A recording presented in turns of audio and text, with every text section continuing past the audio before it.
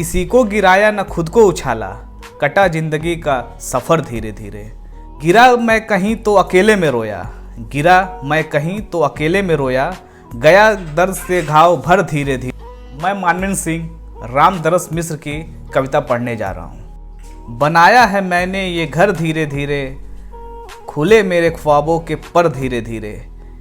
किसी को गिराया न खुद को उछाला, कटा जिंदगी का सफ़र धीरे धीरे। जहाँ आप पहुँचे छलांगे लगाकर, वहाँ मैं भी आया मगर धीरे धीरे। पहाड़ों की कोई चुनौती नहीं थी, उठाता गया यूं ही सर धीरे धीरे। न हंसकर न रोकर किसी में उड़ेला, पिया खुद ही अपना जहर धीरे धीरे। गिरा मैं कहीं तो अकेले में रोया, गिरा मैं कहीं तो अकेले में रोया, गया दर्द से घाव भर धीरे धीरे। जमी खेत की साथ लेकर चला था, जमी खेत की साथ लेकर चला था, उगा उसमें कोई शहर धीरे धीरे। मिला क्या न मुझको ये दुनिया तुम्हारी, मिला क्या न मुझको ये दुनिया तुम्हारी, मोहब्बत मिली मगर धीरे धीरे।